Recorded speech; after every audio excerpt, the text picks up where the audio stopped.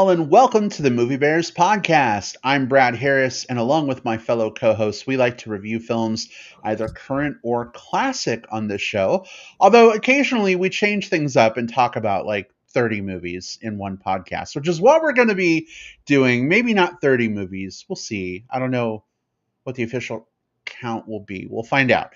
But this week, it is time, ladies, gentlemen, folks of amazingness, for the Movie Bears Podcast Annual Awards. We're going to be giving out awards for all kinds of zany categories, including things like Hottest On-Screen Moment and Best Hell Yeah Moment. We've compiled our choices, and we are excited to share them with all of you. But we would love to hear your choices as well. Some of our listeners have already been weighing in with a survey that we published starting last week. But if you are joining us live, you can participate in the live chat as well. Just drop your choices in. And as we go through each category, we may read some of those choices on air. Welcome. Glad to have you here. We're going to get this thing started in just moments. But first, let me introduce you to my wonderful co-host. Jim Pugliafico is with us in the virtual studio. Hey, sweetheart. Hey, thanks. And welcome, everybody. Thanks, babe. Hi, Will. And we're ready to go. One of my favorite episodes of the year. This is movie awards time, right? So let's, we're going to have fun with this one. I agree. I think we're going to have a blast. Looking forward to getting into it with you guys. We really need one more co-host to help us do that, though, and that, of course, is Will Lindis. Will, welcome. Hey, Brad. Hey, Jim. Hey, listeners. Yeah, I'm so glad we have rolled out the red carpet for the films that we're going to be celebrating today. We recently did our top 10 of the year episode, which was a ton of fun because it's a celebration of film.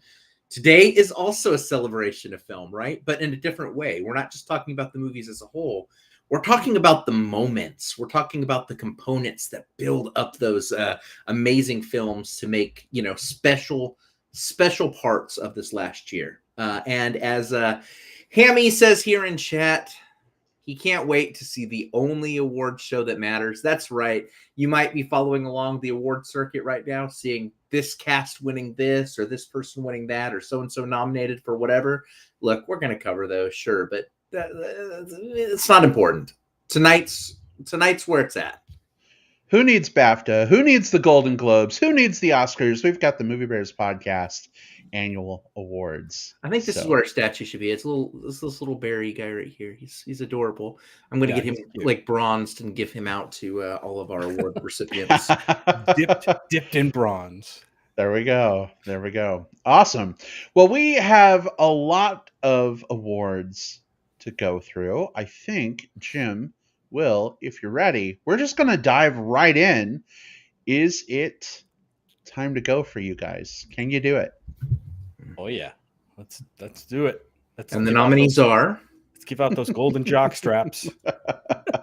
Oh, that'd be a great thing to give out. Gold lame jock straps as our awards. It'd be perfect. It'd be wonderful. It'd be great.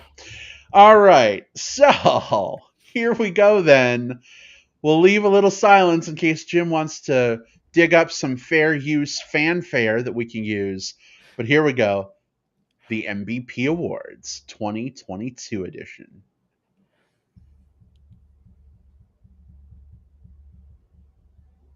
In my head, I'm hearing horns and violins, maybe some flutes. I don't know what you'll find, Jim. I'm sure it will be perfect. Is it weird that I had the Davy and Goliath fanfare in my head at the time? It's weird, right? I mean, I had the 20th Century Fox theme for some reason. So I was thinking of the throne room ceremony from the end of the first Star Wars movie. Dun, da, da, da, da, da, da, da. Anyway, the question is who's less likely to sue us if we use it. Disney, don't come for us. Yeah, or the Lutheran Church. I don't know. All right, let's go to our first award category. This award is for a movie that shouldn't have been good, but somehow was. This is The Biggest Shocker. I know we're going to go through these kind of quick, but Jim, what was your pick for Biggest Shocker? Mine was a movie that actually might be from 2020 now that I look it up, but I watched it in 2021. This is a movie called Greenland with Gerard Butler. It's a disaster movie. Think of like Moonfall, but less ridiculous, like more grounded, and actually pretty kind of pretty good. It was about a comet that's in near orbit to Earth and causing a natural disaster, but and a lot of stuff that goes on along the way about this family that's trying to escape and get safe and all that stuff. But it's called Greenland. If you haven't seen it, I would recommend seeing it. It's a pretty good disaster film. So I don't think it's one that anybody else really called out, but we'll see. We'll see what else people have to say. I don't know if you guys have even seen it. Brad, I don't think you did. I haven't. No. Yeah. I have not. But we have a comment from a listener while you were talking, Jim. Kev chimed in. Not about the movie you mentioned, but he did say the sexiness is real. Not the movie review, but the hosts.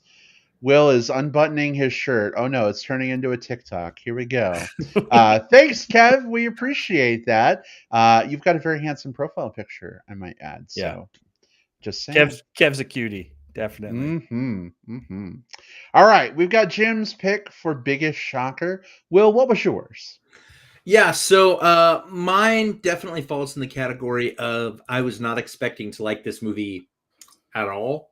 But when I ended up seeing the movie, not one of my favorites of the year, but really exceeded expectations. And that's Free Guy.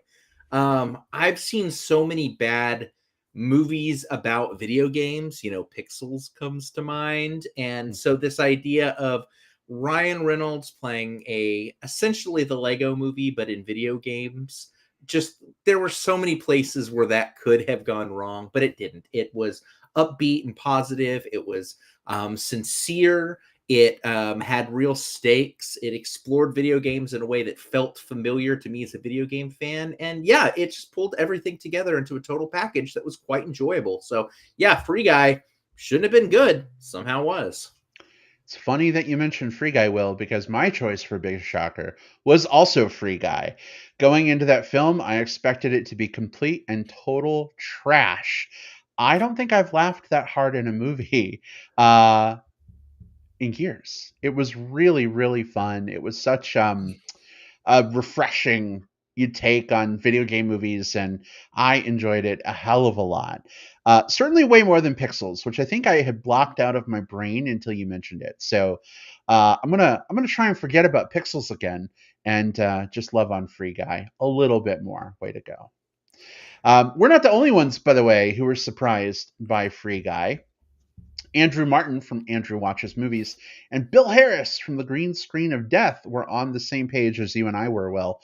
Hammy, though, from the Find Your Film podcast, was surprised by the Fear Street trilogy, which I didn't see, but I've heard good things. He says it's an instant classic. So there you go. Some additional biggest shockers there. Hell yeah. Oh, wait, no, that's a later category, but hell yeah to those picks. All right, awesome. Moving on to our next category, Best Surprise Performance.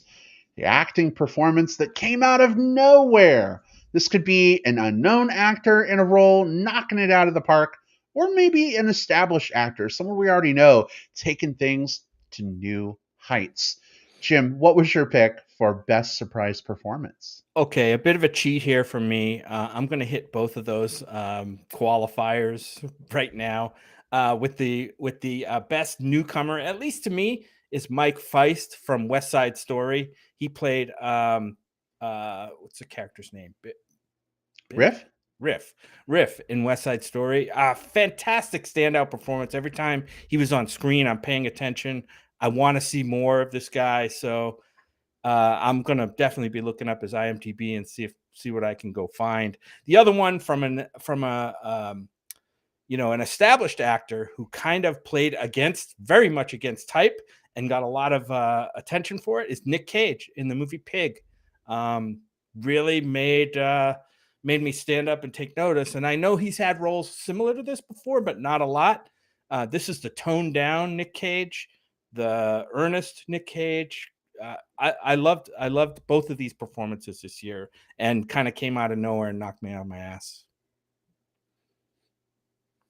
All right, awesome. Sounds like you got some great picks there. I haven't seen Pig, but Mike in West Side Story was really, really good. So right, great pick, Jim. What do you guys got? Let's go to Will.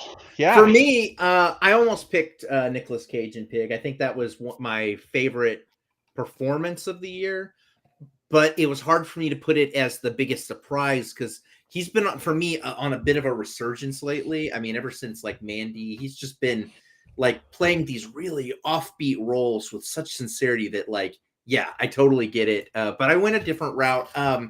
I really went for the side of it, the unknown actor knocking it out of the park perspective, and I chose two as well, but both from the same movie.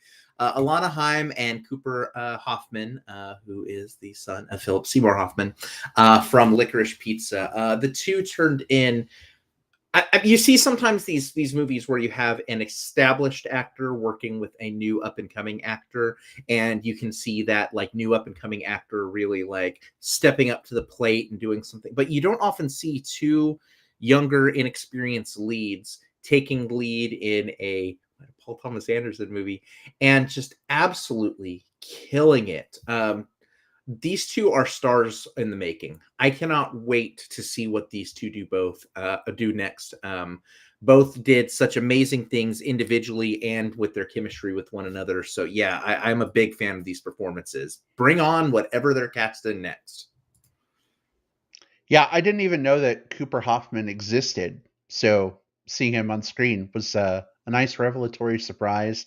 And Alana, man, she did really well. I wasn't the biggest fan of that movie, but I liked her performance quite a bit. So solid pick, Will. Yeah, and a little bit. I mean, it was great to see like Cooper Hoffman. Only for me, I think one of the things that stood out is like, it just reminded me a lot of he has a lot of the same characteristics and mannerisms of his dad, which we miss so much. Philip Seymour Hoffman. So it's great to see that legacy to be carried on in a young, promising actor. I love it. Indeed. Brad, what do you got? I picked an actor from a little movie called Coda that is getting some attention. This actor is named Troy Kotsur, and he plays the father of the central character in the film, Ruby. He is a deaf parent, and along with Marlee Matlin, who I also love, but he beat her out just a little bit because I think he had a little more meat to work with in this film. I think he was phenomenal in Coda. Just the way that he interacts with Ruby, the way that he shows some of the frustration of trying to deal with the hearing world while he himself is not able to communicate as well as maybe he would like. We're going to talk about some tearjerkers a little bit later. He almost made my list for tearjerkers as well. He almost had two categories. Something else just slightly beat it. But Troy Kotsur, my good man, I tip my hat if I was wearing one to you. Phenomenal performance. Oh yeah, great performance, babe. And there's been a lot of awards been handed, lesser awards than ours, of course. Right. But there've been other awards handed out where you can see reactions of Troy Kotsur. I'm sure he's having an even stronger reaction right now when he hears about this award. But like, you've got some great videos out there of not just him, but the whole cast of Coda reacting to some awards. It's pretty awesome. Yeah, it's a damn good pick. Really fun movie, and the movie is really made by all of the performances, not the least of which is Kotsur. So, right, great pick. Yeah, and there were a lot of other surprising performances this year that our listeners have called out. Tom Gladue, good friend of ours, loved Rachel Zegler's performance as Maria in the new West Side Story, which I thought was awesome, a standout in that movie. And Bruce Berkey of the Find Your Film podcast was impressed by. Help me with the name here, Will. Is it Agatha Russell? Agatha Russell. Agatha Russell's role in Titan. which was also amazing. I mean, she was in that film, I think, like on 100% of the scenes. Hammy's there with Stephen Dorff from Old Henry. I think that movie also had, I want to say it had Tim Blake Nelson in it too. I'm not sure. He's another one that I really like. We mentioned Alana Haim and Cooper Hoffman from Andrew Martin. Noah had Rachel Sennott from Shiva Baby, which was another small film that we saw this year. Bill Harris from the Green Screen of Death podcast called out one that I couldn't put on my list for this last year because I just saw the movie in this year. So, so Simon Rex and Red Rocket. Bill, you beat me to it probably because you saw the film in 2021 and I didn't get to, but that would have been on my list. But yeah, great picks by our listeners. Indeed, so many great films and performances mentioned. We don't have time to read all of the picks, but we're going to kind of pick and choose as we go through. Thank you so much to our listeners for submitting their choices as well. All right, fellas, on to our next category.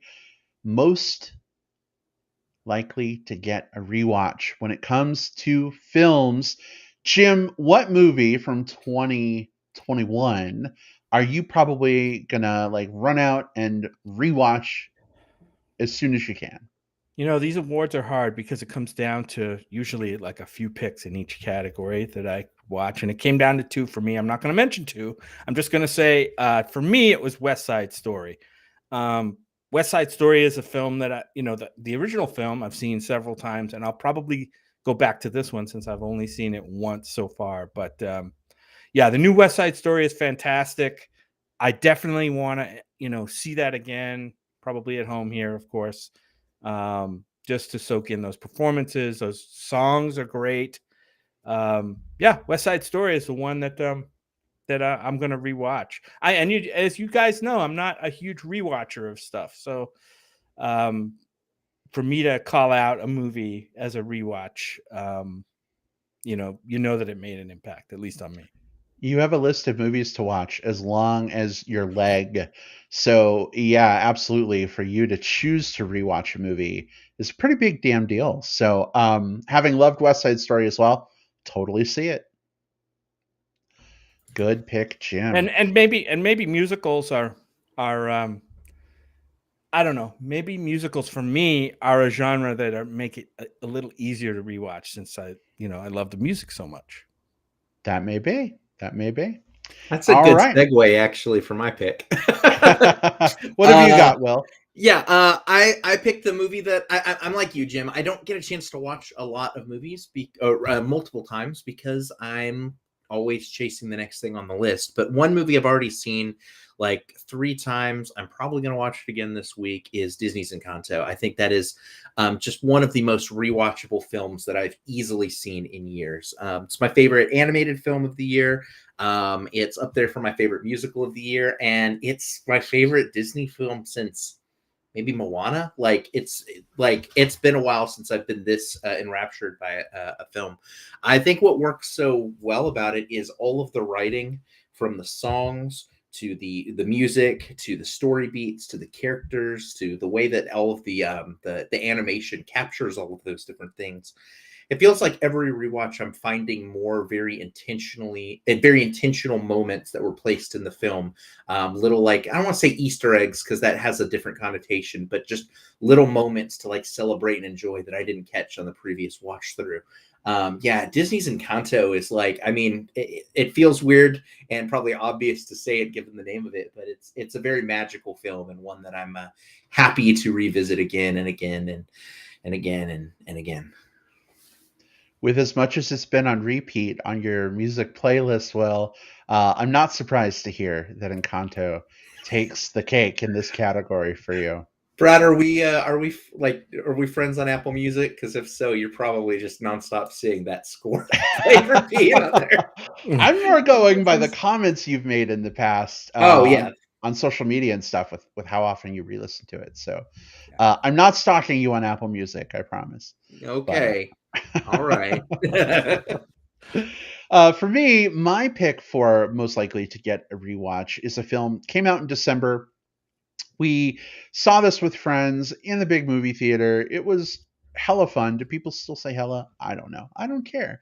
Had a blast with it, but I felt like there was so much happening on screen that I was probably missing good stuff. And because it is a superhero movie, it's no doubt full of Easter eggs and things that I may not have picked up on my first watch. So I'm looking forward to rewatching Spider-Man No Way Home once it becomes available on streaming and to rent or own. I will probably watch that very soon after it becomes available. Really enjoy Tom Holland as Spider-Man. I don't want to spoil anything about that movie. I think most people who want to see it have probably seen it at this point. But I'll just say I love, love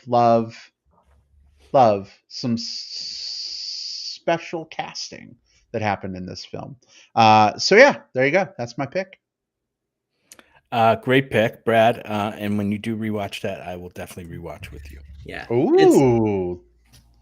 It's a fun one to rewatch. Good moments, both dramatic and action packed. There's a lot to enjoy there. So really good pick. Of course, these aren't the only movies that are being watched on loop and on repeat. A couple others that were called out.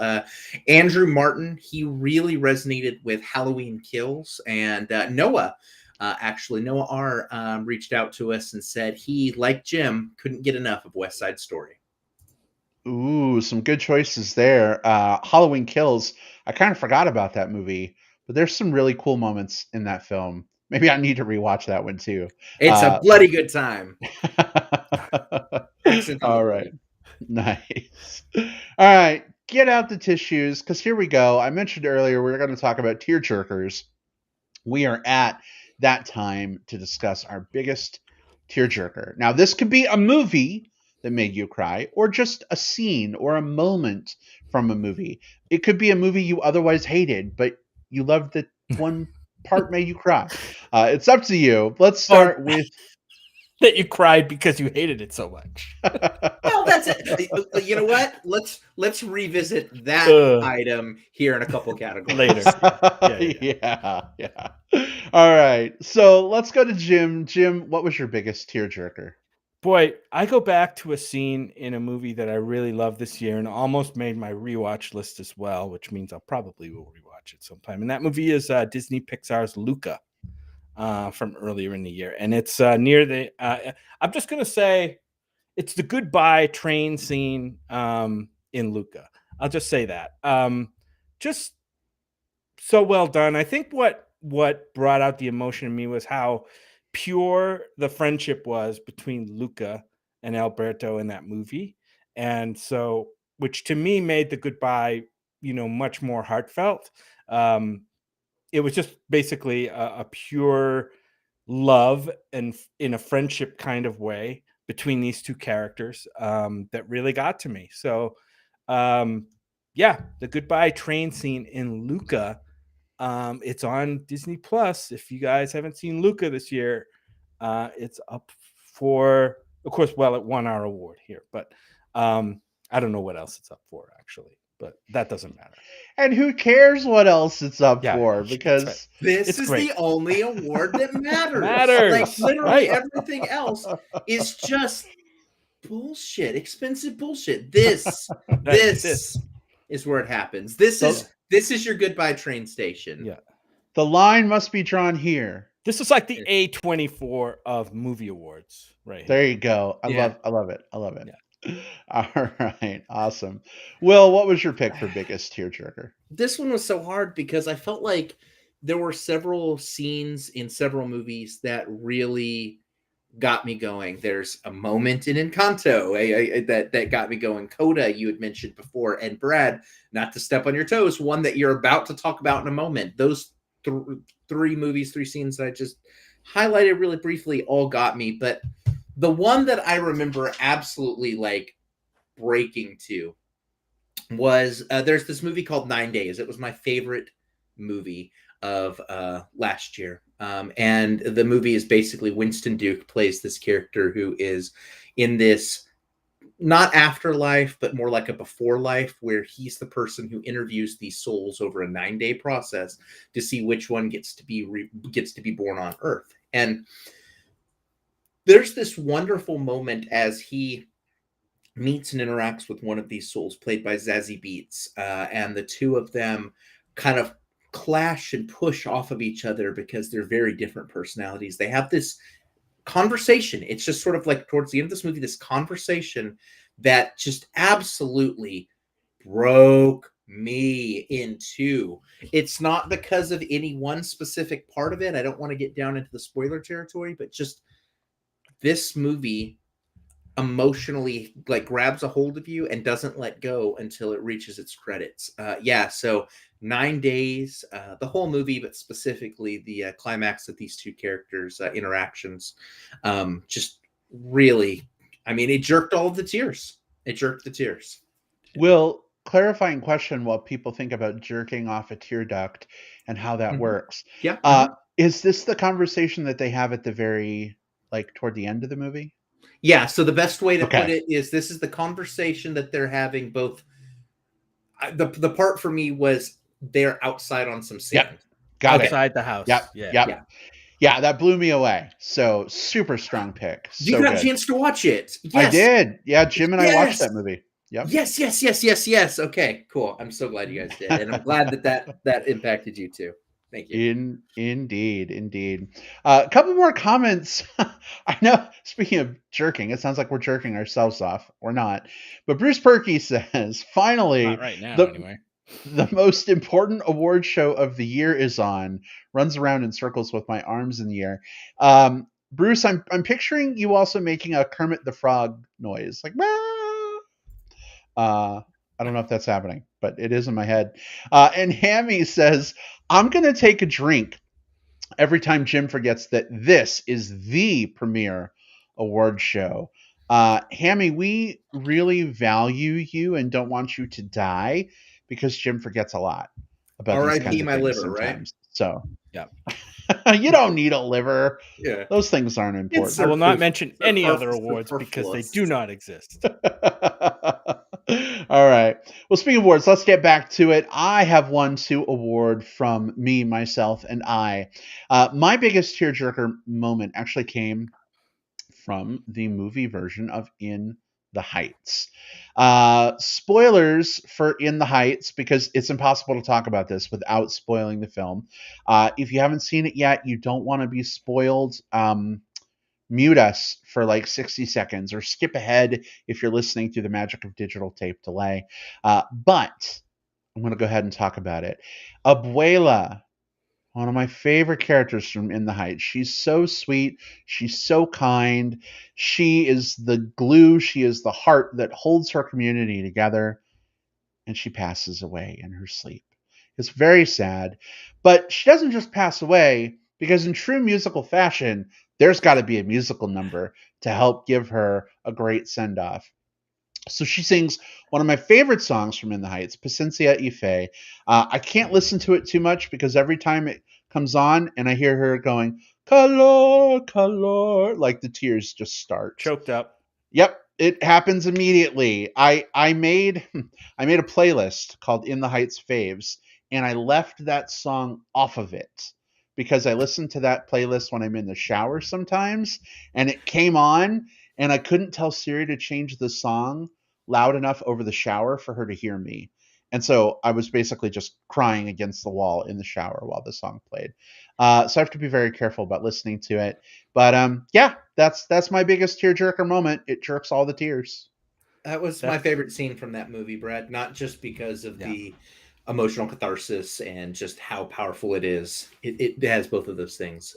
But I think there's sometimes a tendency in musical movies like this to let the emotional musicality of it just sort of stand on its own with like a really stripped down performance. And here you don't get that. Like you still have some stunning visuals going along with it. Like there's the moment in the tunnel where everything goes, then everything stops.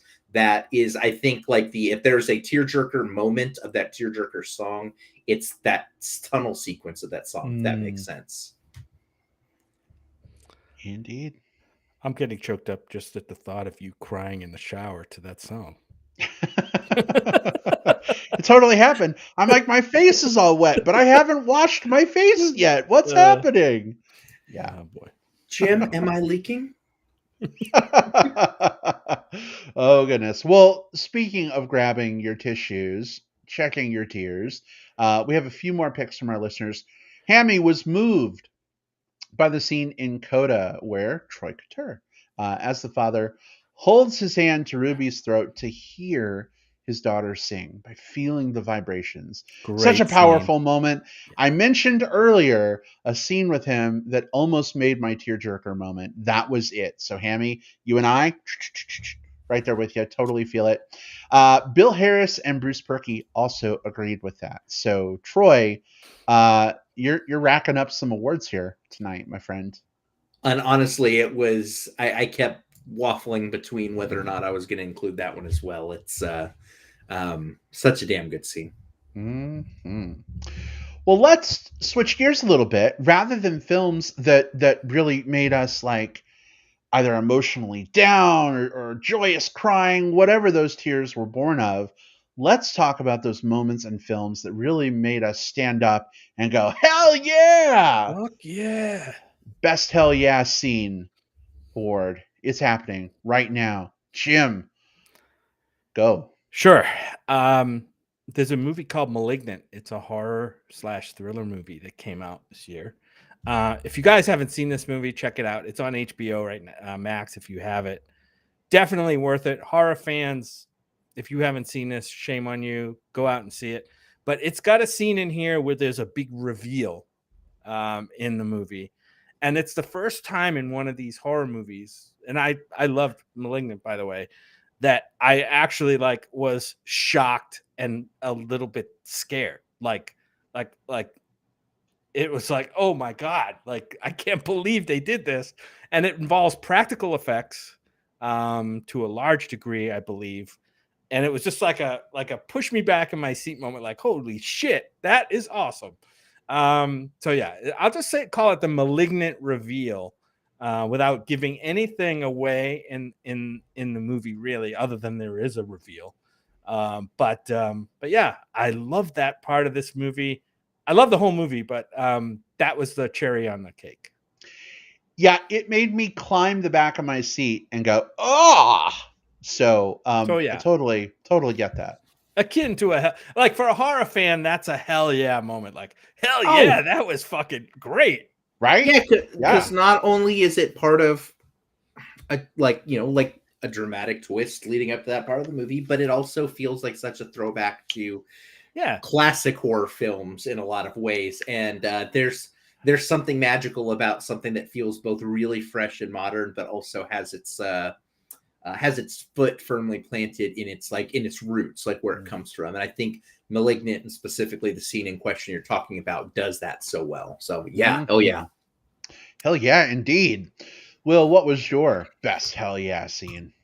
So whenever I think of hell yeah moments in movies, I think about a moment that just feels like it was designed to please specifically me, or specifically, the millions of people who are just like me that are having that same personal reaction to the film that I am at the same time. And one very notable one from a few years back was in Avengers Endgame, when all of the characters show up, pop through the portals. That's a big hell yeah moment because everything's coming to a head. There was a movie this last year that did the Broadway equivalent of that. The movie is Tick, Tick, Boom. Delightful movie. One of the best movies of last year. Andrew Garfield is exquisite in this, but this movie has this scene where it's the song called Sunday, and it's placing at the cafe that Jonathan Larson, who wrote Rent, who this is the play about, where he does a song there. And as you start seeing him sing around the diner itself, you start noticing that all of the people that are sitting there are Broadway legends of their own. You have people like Bernadette Peters, Cheetah Rivera, Joel Grey, Felicia Rashad, Brian Stokes Mitchell, Andre DeShields, who I love in Hadestown. You have some of the cast members from Rent, like Adam Pascal, Daphne Rubin Vega, Wilson Jermaine Heredia. You have some of the Schuyler sisters from Hamilton. All of these characters are in the diner or on the streets outside, joining into the chorus, joining into the moment. And it feels like every time a new person pops into the screen, it's another hell yeah moment within that hell yeah moment, bringing together this love letter of musicals in this story about a guy who cut his teeth on musicals and whose passion was musicals. It's such instant such instant synergy, such instant magic, kind of pulling all of those things together. I strongly encourage, if you haven't seen Tick Tick Boom, 100% watch it. It's on Netflix. Especially if you've ever enjoyed a musical, you're gonna love this scene. Great one, Will. Yeah, I remember watching that scene, and I do love musical theater, although I wouldn't call myself like well versed and super knowledgeable. And I knew there were cameos happening in that scene, one right after the other. And I'm like, who's that? Oh, who's that? Who's that? It's one of those scenes where, like, if you're like me, you're like on your phone, like trying to find out who all those cameos were. I might have recognized maybe 2 out of the 12 or whatever that were in there, but it was a pretty amazing scene, fun song, fun movie. Yeah, Tick Tick Boom is the goods. One of these days, when we have smart glasses that, are actually awesome, we're going to be able to like hit pause and just tap the temple of your glasses, and a AR overlay is going to pop up over the screen and like tell you who each person is. It's going to tell you what they've been in. Do you ever watch movies on Amazon Prime? Because they have that, if you watch them there, if you pause it, a little thing pops up, and it's called Amazon X-Ray, and it has like all of the major actors who are on screen right there, like their little like IMDb photo and their name beneath it. Oh, nice. So that's I if I'm watching a movie on Amazon and I'm like, I know that dude from somewhere. Where is it? I'll just hit pause real quick and see if it shows up in the X-ray. So. Yeah, we do need the glasses version of it. We do need that. It would we need it as a wearable. It'd be 100 times cooler, I think, if it could just, could just do all that for us. I can't tell you how many times I've been trying to figure out who someone is, but I don't know the name of the character they play in the movie. Because it's a background cameo, and it's like, well, how do I even look them up? I don't know. Here's a phrase that's often mentioned in our house when we watch movies. Hey, babe, we know that guy. He's from that show, or he's from that movie. Who is that guy? Yeah. You hear that? That's the way it works. I feel like I've seen him shirtless in something before. Maybe. Or wishful thinking, All right. Well, for me, my biggest hell yeah scene came from a monster movie. Well, is it a monster movie? Monsterverse movie? What is Legendary calling this shared universe between Godzilla and Kong? I don't know. But it was from Godzilla versus Kong. I feel like this isn't really a spoiler because you see it in the trailer. There is a scene where Godzilla is just absolutely kicking the shit out of Kong in the middle of a city. People running, screaming everywhere. Crazy shit is going down. The scene is bright. It's beautiful. It's colorful. All the lights from the different buildings reflecting off Godzilla's scales. Atomic breath coming from Godzilla. Kong trying to put up a valiant effort, but at the end of the day, it's fucking Godzilla. So I was getting tired of Kong getting punches in on my buddy Godzilla. So to see Godzilla just like have enough of Kong's bullshit and like let loose was amazing. Yeah, you'll never get an argument out of me if you're calling out like cool Godzilla moments, right? I'm a huge Godzilla fan. And even though in this scene, like Godzilla definitely seems to get his share of his pieces of King Kong. In some of those scenes, you're kind of feeling a little bad for King Kong because like he's getting the crap kicked out of him, and you feel kind of helpless. And the movie isn't going to take sides in those stakes, right? So, you sort of feel kind of bad, and or either that, or that it's going to come the other way again at some point. Like Kong's going to get his moment. So well, that's exactly right. Like yeah.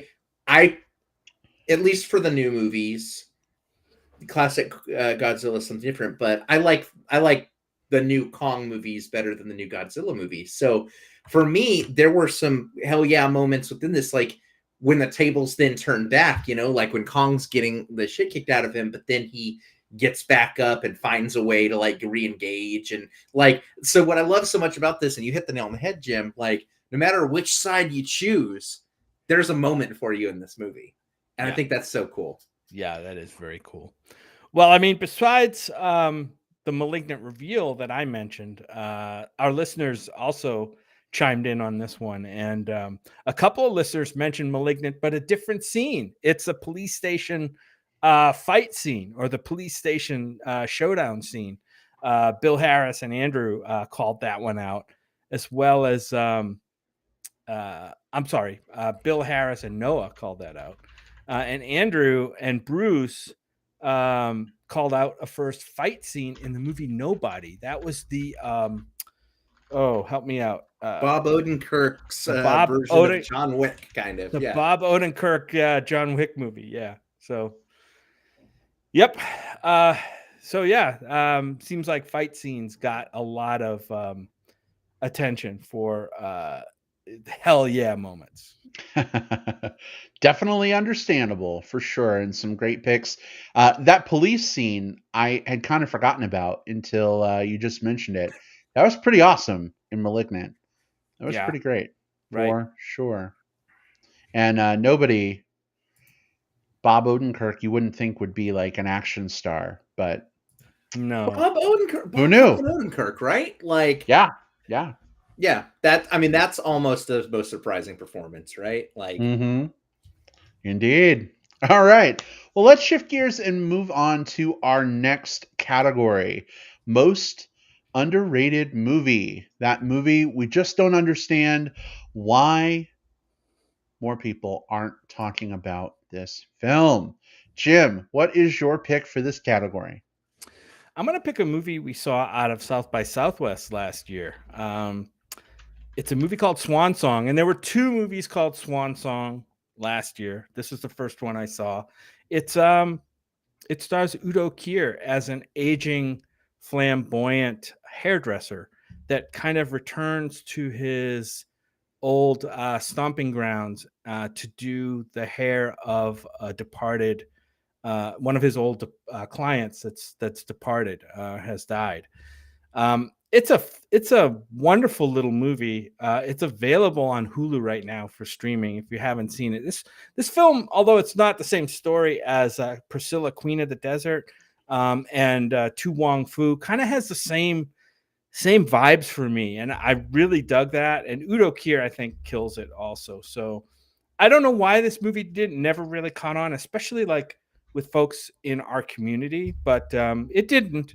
But it is out there to see, and I would recommend it strongly. It's called Swan Song, not the Mahershala Ali movie, but the Udo Kier movie.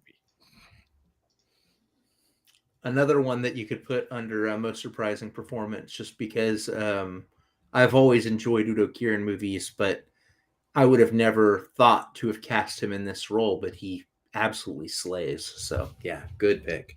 I haven't seen the movie, but I have a question. Does a swan actually sing? There is no singing swan. No. Okay. Now we have to look up the etymology of that. Yeah. Now I'm really like when did the wait. I want to make a movie called Swan Song just because there's not enough of them apparently, and it is just going to be about swan singing. It's going to be Sing 3. This is going to be a Swan Song. Okay. Sing 3 Swan. Actually, real talk. That actually sounds like a really good idea if you're going to complete the Sing 3 trilogy, calling the third one Swan Song. Sing 3 Swan Song. Yeah, perfect. So, yeah. Except the swan is going to be a rapper. So Swan will be spelled with a $sign. It'll be $Juan. Okay, yeah. Played by, I mean, is Awkwafina still allowed to rap? Sure. Why not? Let's do it. Mhm. All right. Well, what did you pick for your most underrated movie? Yeah, so there's this wonderful movie called Beyond the Infinite 2 Minutes, which I think I mentioned briefly as a honorable mention in our top 10 lists. But this movie is a super low budget film that is basically this guy finds out that he lives in like this little like rentable room like it's right above a little internet cafe, and he finds out that his room, the computer in there, and the computer in the internet cafe are out of sync from one another by 2 minutes. So he can have a conversation with himself if he goes and sprints downstairs really quick and catch the hip version of him in the past. He starts to share this with friends. This whole movie is done essentially in one shot. It's a one shotter. There's no cuts, or if there are cuts, they're like fake cuts, but it follows him moving back and forth between the two and bring other people in, and then weird shit starts to happen. It is one of the most inventive films I've seen in a long time, and I've seen the few people that I've seen that have seen it agree and will also stump for this movie, but it just had a kind of like one of those releases where it did a couple things on the festival circuit and then just had a physical release. It didn't do much in the way of theatrical or whatever, and that's a shame. That's a shame, because Beyond the Infinite 2 Minutes is one of the most creative time travel, and I use that with very, very loose quotes, movies that I've seen in a long time. Have to check that one out, Will. I hadn't heard of it. It's so good. You'll like it, Jim. I think you'll like it. That's why it's underrated. It's underrated. That's one of the reasons why we have this award category, to help people find films they might not otherwise stumble across. So for the Oscars, who are like, let's give it to the best movies of all time, why don't we also give awards to movies that, could be the best if they had the same kind of marketing and, campaign power behind them. And that's why we are the best award show. Pretty much the definitive and only award show that matters. If you needed more validation, there you go. For my pick for this category, my most underrated movie is a film that actually came up in my top 10.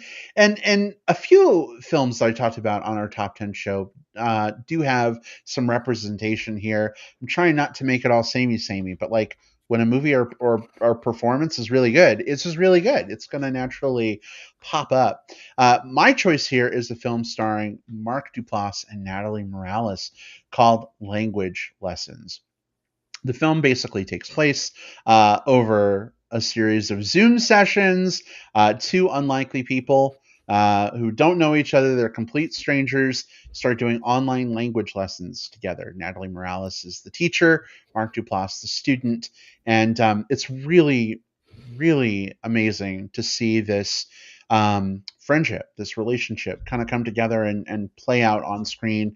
Both Mark Duplass and Natalie Morales just give incredible performances. But I talk about this movie on social media and you'd think nobody's ever heard of it before. And I'm like, it's one of the best movies of 2021. How can you not have heard about this? But honestly, if you do a Google search, you can find the IMDb, but never saw a trailer for this movie when going to see movies. I've never seen this movie pop up on a most anticipated streaming list or anything like that. So I don't really get why it's not getting more attention, but it's a phenomenal film. So if you're looking for something to watch, it's available to stream right now. Language Lessons. Yeah, Mark Duplass has a knack for these two-handers, kind of these very close focused two-handers, and that's what this one is. And the connection between the two main characters in here is great. It's not just person A falls in love with person B and happily ever after. This is a complex kind of friendship that developed, and I love that about this movie. So good. Hell yeah. So hell yeah. I'm gonna buzz through just a bunch of films that our listeners picked, just so that you can hear several other names of films that you need to write down and go watch as soon as you can. So our listeners picked My Heart Can't Beat Unless You Tell It To, Pig, PG Psycho Gorman, Beyond the Infinite 2 Minutes, Cruella, and Meander. Go check all of those movies out. Our listeners say so. You know, the only movie that I've seen on that list is Cruella, and I really enjoyed Cruella. We reviewed it on the show months and months and months ago when it came out. Had a lot of fun with that, so that's a solid pick. But I'm going to have to check out some of these other choices that our listeners submitted. They're all good across the board. All of those are good picks. No stinkers in the bunch. Well, that's good, because we're going to talk about some stinkers. Yeah, that's our segue, right? We talked about the really good ones. Now we got to talk about the really not so good ones. This is our worst movie award, because you know what? It takes time, energy, money, passion to make films, even if they aren't good, even if they're terrible, even if you think they're utter trash. Someone had to birth it into the world. And you know what?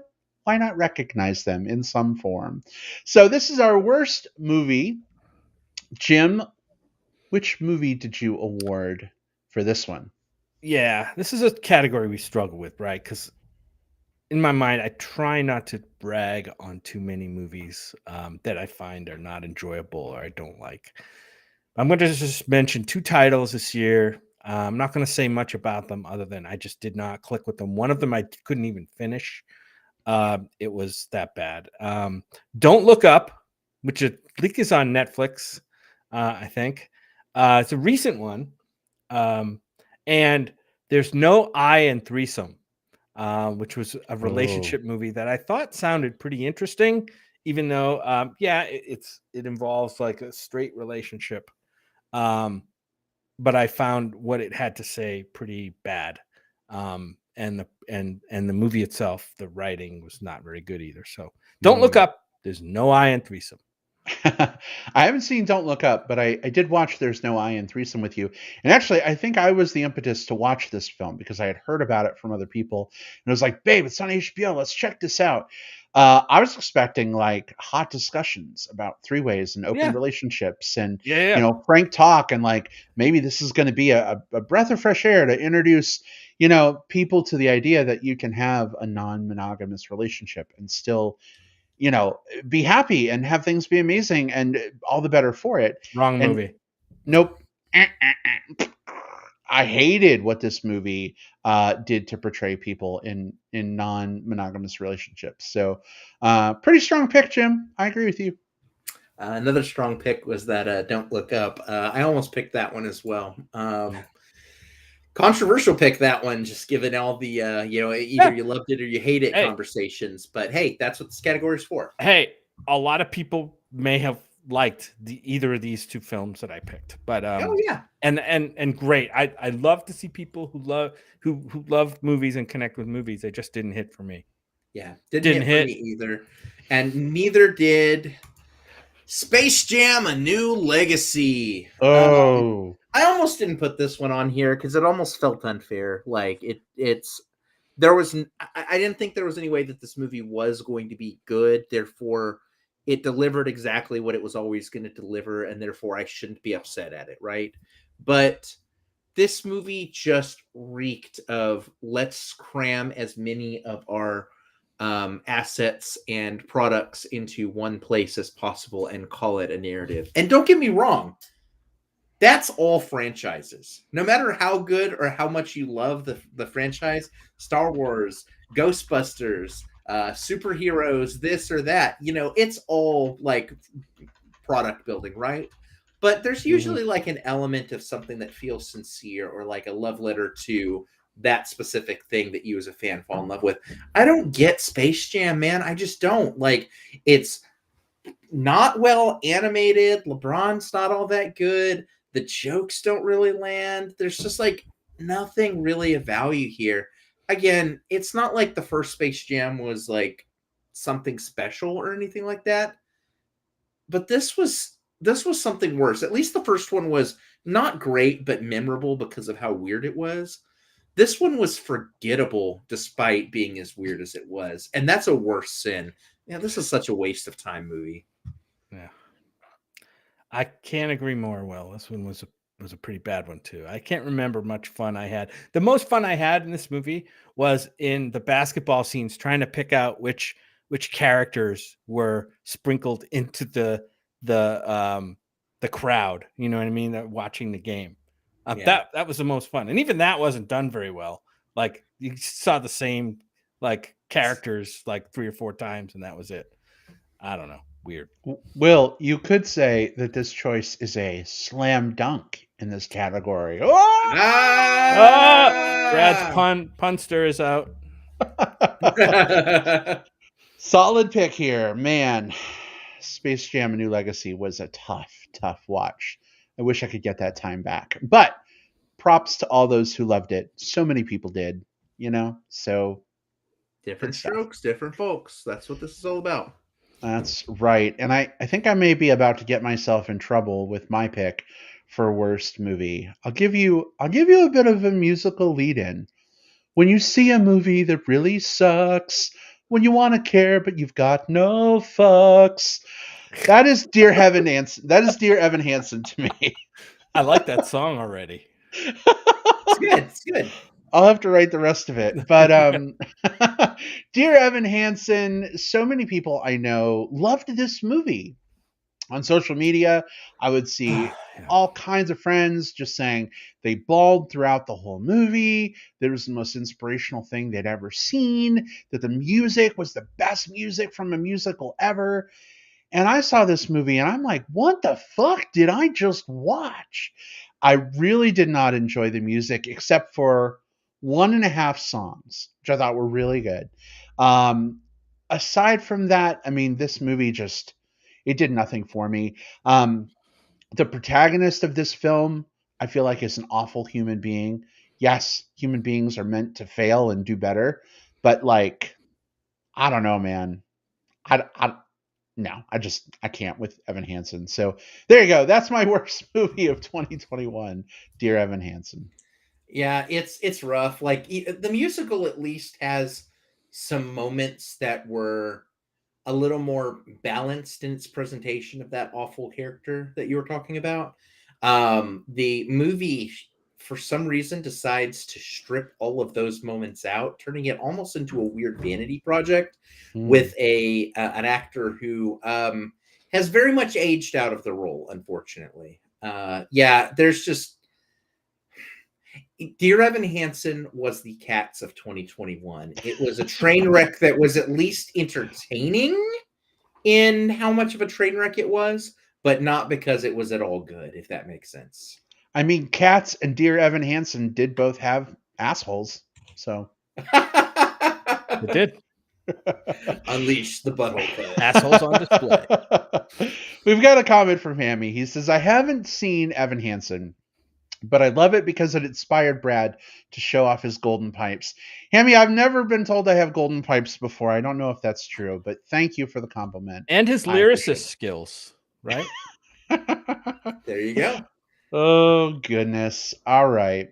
Well, Will, I believe we don't have any listener picks for this category. Absolutely. And a little peek beneath the robe on that one. Our survey allows us 10 questions. We have 10 categories, but we need to use one of the categories for getting the name of the person. So we have to cut one category out of the survey. We cut out worst movie just because we'd rather celebrate with our listeners than to punch down with our listeners. So that's the one we decided to skip.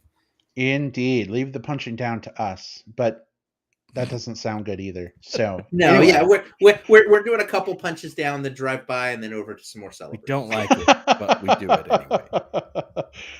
Oh, the things we do for love of movies, right? All right. Moving on to our next category. This is best soundtrack or score. Jim, what have you got? I had a really hard time with this category. There were so many great soundtracks this year that made me like, oh man, I love this soundtrack. The one I settled on though was Bo Burnham Inside. All the songs are original instead of like pulling from an era of popular music, kind of like, Licorice Pizza and Cruella and Last Night in Soho. They all had great soundtracks, but I love Bo Burnham's sensibility, especially in the Inside special, which was really about the sense of isolation that we were all feeling during 2020. I just thought it came across so well, especially through his kind of comic lens and musical talent. So soundtrack, Bo Burnham, Inside. The score, though, goes to Luca. Dan Romer did the score for Luca. He did Beasts of the Southern Wild score, which was fantastic. Beasts of No Nation, 2 Beast movies he did. He did those. And unfortunately, he was involved in, believe it or not, Dear Evan Hansen as kind of a music producer, which was weird because when he's composing, his stuff is fantastic and very recognizable. So yeah, the score for Luca I thought was great. So Man, yeah, those are my 2 picks. what a great pick, Jim and Luca. That score is amazing. I like to put it on when we're making Italian meals. It's just the perfect Italian music. It's so great, you know. So super, super solid. Even when we're heating up SpaghettiOs. I mean, it's, you know, SpaghettiOs, Brado. SpaghettiOs, meatball. It's got to have the Franks. Awesome. All right, Will, what was your pick for best soundtrack or score? Yeah, I kind of split mine in 2 as well, just because I always struggle with whether I want to go the cool soundtrack. Kids are doing.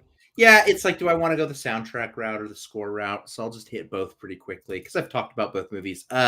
Soundtrack of the year is Encanto, Lin-Manuel Miranda and Jermaine Franco. Knock it out of the park. There's a reason why this has broken all sorts of like pop music records and has dethroned like Frozen in terms of like the most popular Disney movie or Disney song to ever break into the Billboard Top 40. The songs in this are that damn good. And at any given time, I think there are, of the 7 songs featuring vocals, or I guess there's 8, but of the 7 that feature, all of them being in the Billboard Top 100 at the exact same time is incredible. And I know I'm a big part of that. But for a score, I chose Antonio Pinto's 9 Days. My favorite movie of the year has also my favorite score of the year. It's a very string-heavy score. One of the people that you follow in there, she was a concert, I believe, violinist in it. And because of that, there's this melancholic, anticipatory, almost like bathed in like the awe of like what it means to be alive, like set of strings and pianos that go through like the entire musical vocabulary of this movie. It's the score that I put on the most when I just want to listen to like non-vocal music. I can put it on because there's so much depth and range to the music that's featured on in that score. So yeah, those are my picks. A lot of people agree with you, Will, on the music from Encanto. Definitely, you know, having all of those songs being played on like modern day radio right now is kind of awesome. You know, it's great. So definitely a very solid pick. For me, my favorite score and my favorite soundtrack can be found in the same film. And that film is In the Heights. There are so many phenomenal instrumental music pieces in this film that, of course, carry notes and motifs from a lot of the big musical numbers throughout that I just enjoy. Every time I hear a little snippet of something from one song that I know is coming later, but I hear it as like a character motif, it's just awesome. And the songs themselves are incredible. Some of my favorites are It Won't Be Long Now, 96,000, Breathe, No Me Diga, Paciencia y Fe.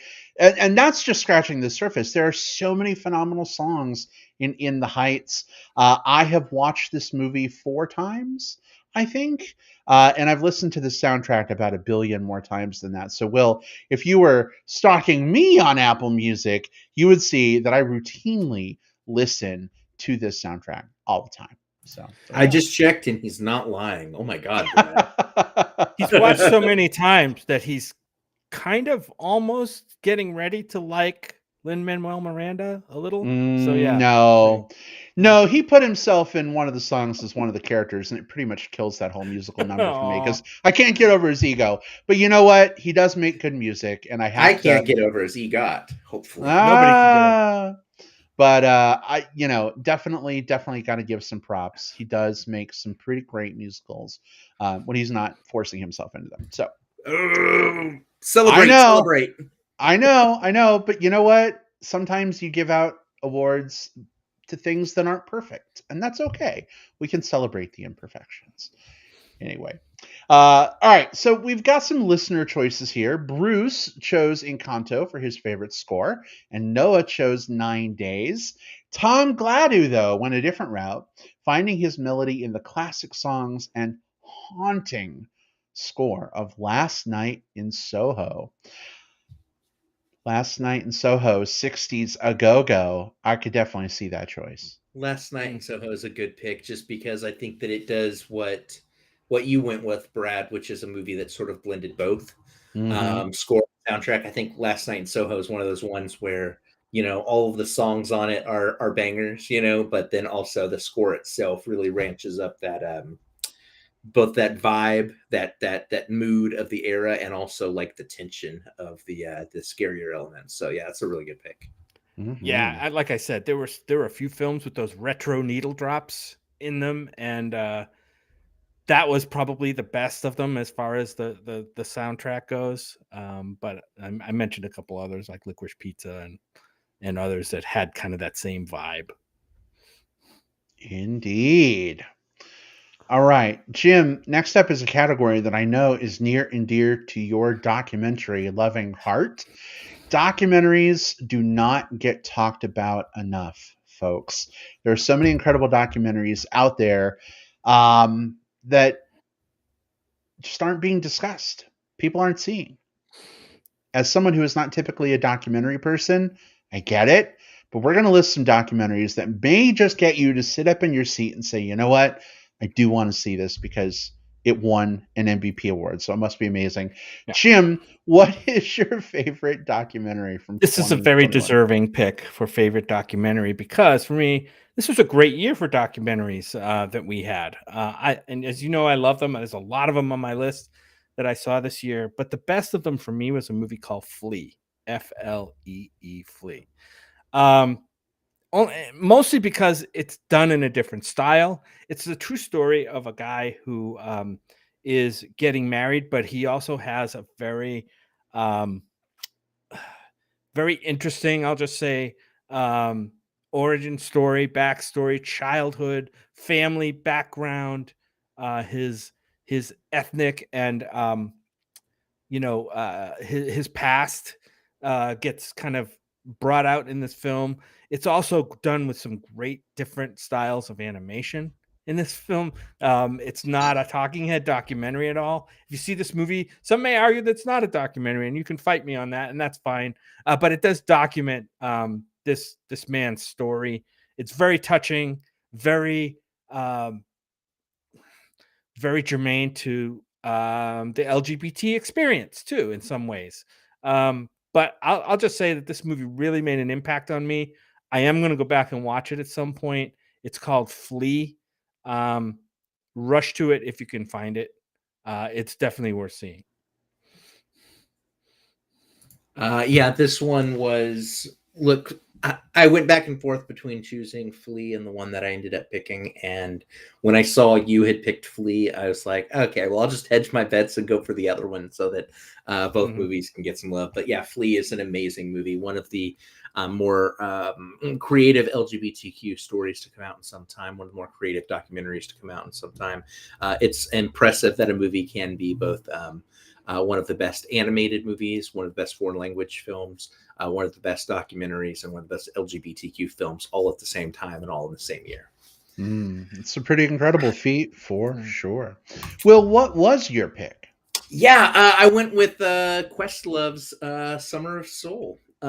This was a, we've talked about it a bunch on this show, so I'll just kind of keep it quick. But you have this festival of all of these wonderful, primarily Black performers that played at the Harlem Music Festival. I forget the name of it off the top of my head now. Over the course of like it's like a summer like concert series, and all this footage is recorded and then binned, and you never see it again. And then Questlove and some editors come across this footage, and they piece it together and turn it into this loving story of not just this one particular music series with all of these wonderful performers, but also you get to see kind of some of the social stuff that was happening at the same time, as well as some looks back at sort of like the legacy of these different performers, sort of viewed through today's lens. All of those things beautifully edited together in a way that, like, this is a great movie if you want to sit down and really just almost like go to school, you can.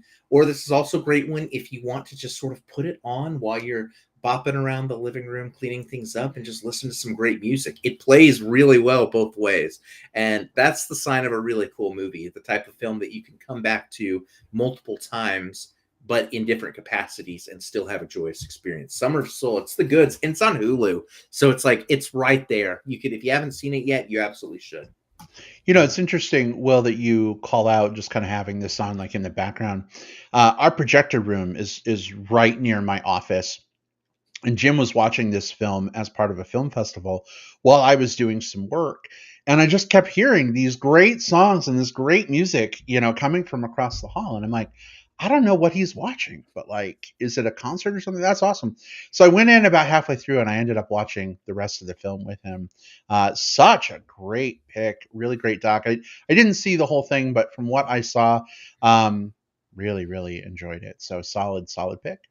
Yeah, Jim, that was Sundance, right? It was Sundance. We got to do yes. virtual Sundance this last year. Right. And that was a lot of fun. Yes. This was one of our finds from that. That was one of the highlights out of Sundance for me, was getting to see that one. I loved it. And again, it's probably fall into another category for me of potential rewatch. There you go. Yeah. Racking up those rewatches, babe. Mm-hmm. All right. Well, as I mentioned earlier, documentaries are not usually my jam. I often find documentaries to be very dry, boring. I'd rather be in my phone than watch a documentary. But every once in a while, a documentary comes around that holds my interest and just knocks things out of the park. For me, this also came up on our top 10, so I'll just very briefly talk about it. My choice for favorite documentary is Rita Moreno, Just a Girl Who Decided to Go For It. This documentary chronicles the life and times of national treasure Rita Moreno, from her early work in film and TV to her time on West Side Story to her amazing performance of One Day at a Time on Netflix. This documentary is absolutely the goods when it comes to finding out all about Rita Moreno, who is probably one of the most talented actresses to ever grace our screens, be they big or small. The documentary does an amazing job of telling her story, keeping you interested. It's a lot of fun. So check it out. Yeah, that was another one that came out of, I think, South by this year. I think that was South by, yeah. I think that was South by, yeah. So we're hitting 3 film festival films in one category here. That's pretty awesome. That's true. Yeah. Bring on the fests. And you know what excites me, guys? We've got South by Southwest coming up in like a week and a half. Imagine all the new documentaries that are going to come out of South by. Yeah. I know, Brad, you're going to, like, they have the documentary feature competition. They have documentary spotlight. Like, Brad, I can't wait to come back and hear about all the great documentaries that you watched at South by this year. and I know we mentioned that they're festival films, and that's not to mean that you can only see these during a festival. All 3 of these films we just picked in this category for favorite documentary are out there now, streaming somewhere. Flea, Summer of Soul, and Rita Moreno, Just a Girl Who Decided to Go For It, are all there. Can't recommend three, a good sampling of last year's documentaries than those. Indeed. All right. I think our listeners had some picks, Jim. What did they have? Yeah, there were, like we said, there were so many wonderful documentaries and so little time to talk about them all. Maybe we need a specific episode just on documentaries, but our listeners agreed with our picks mostly. But they also called out a movie called Sabaya, Some Kind of Heaven, which I did see. It was great. And The Beatles Get Back, which is another one I almost picked. As you guys know, I talked about it in my top 10. That was great as well. So yeah, some like I said, super strong year for documentaries. Beatles Get Back was like a phenomenon, actually. Ooh, Yeah, it's a real sexy pick, Jim. Yep, it was sexy, Mhm. but I personally didn't know that the Beatles smoked 24/7, but I found that out from that documentary. yeah, pretty much Which I think smoking and is making some of the music that is part of all our lives. That's pretty amazing. Eleanor Rigby. hack out those lungs. Oh, goodness. All right. We've got just one more award category to go through. This is the hottest screen moment. Either maybe an actor that caught our eye, maybe a certain scene that was very racy and sexy. Jim, what was your hottest on screen moment? This was a hard one for me. Get it hard. Ah, This was a difficult one this year because there wasn't a lot for me in terms of like stuff that I would normally consider like super hot or sexy.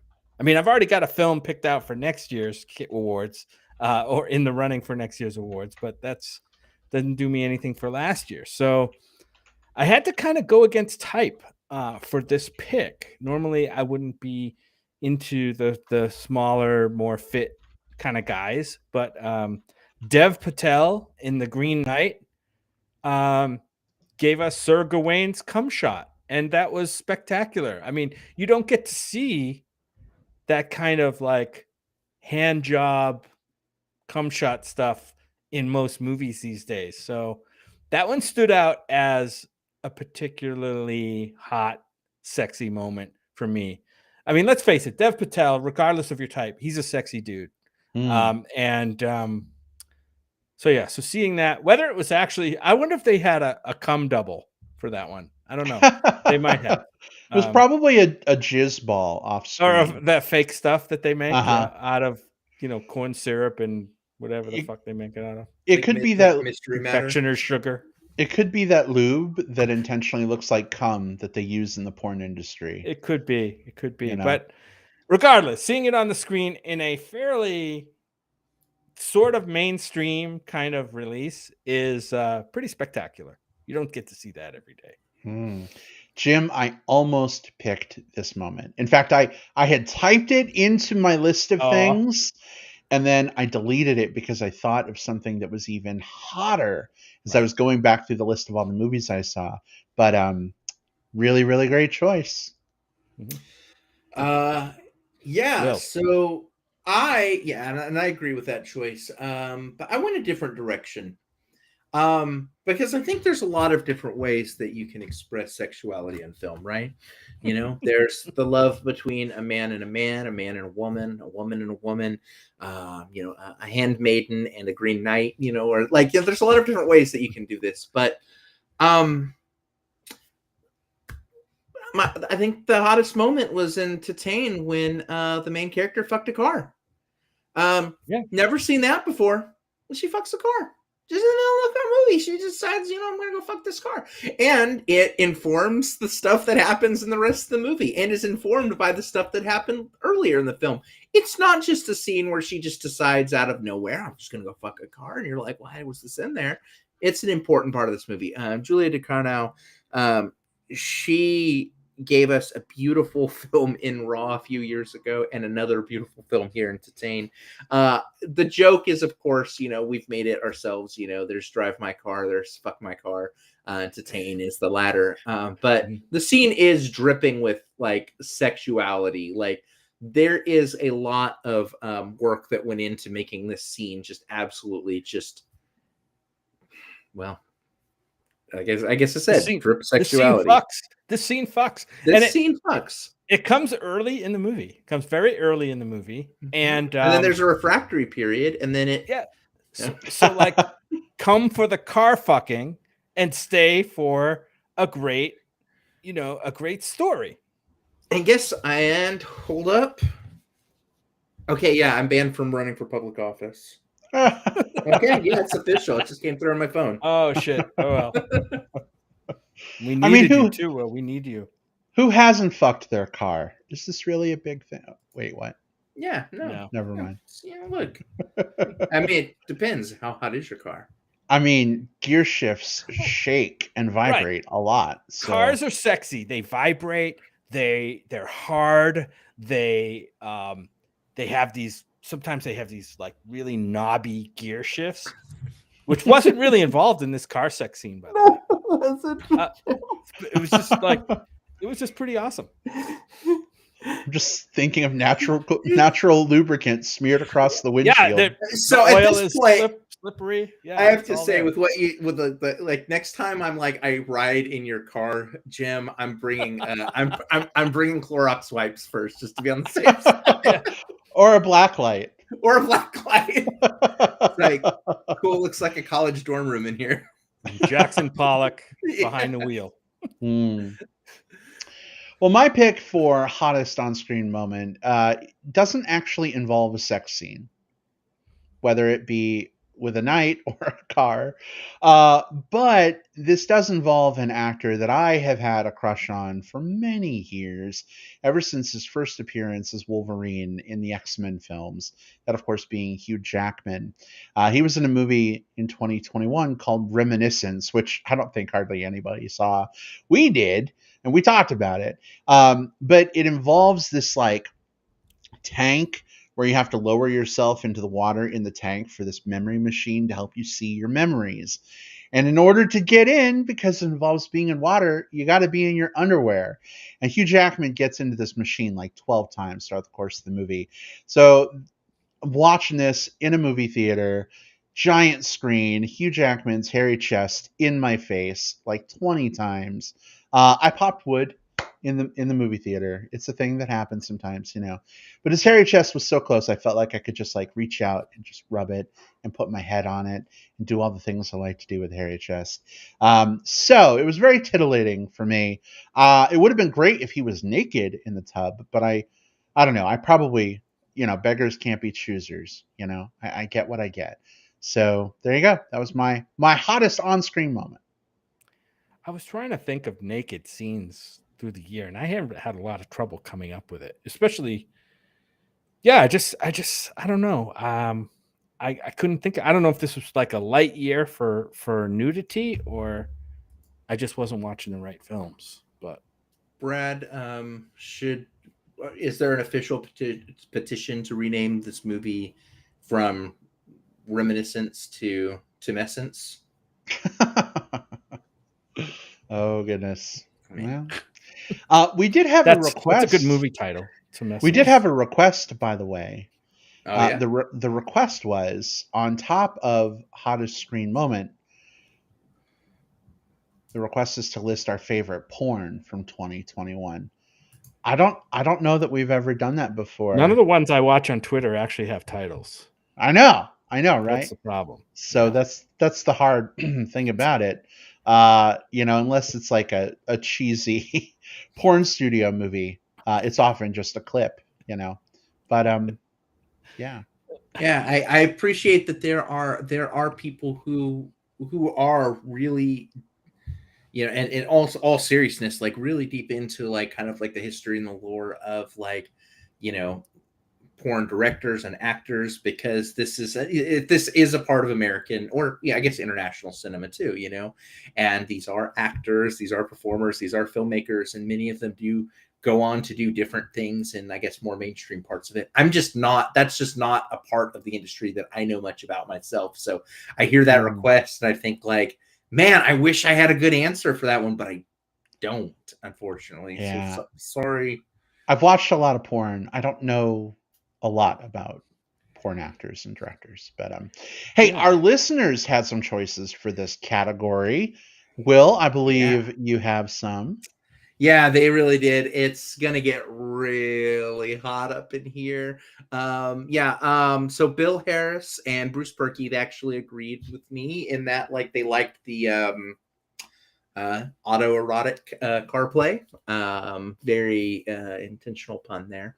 That was from Titan. But Thomas Gladu, he mentioned something that was pretty interesting to me. I guess he has a bit of a thing for geeks, specifically the one that Bradley Cooper plays or interacts with. You know, you have to watch the movie in Nightmare Alley.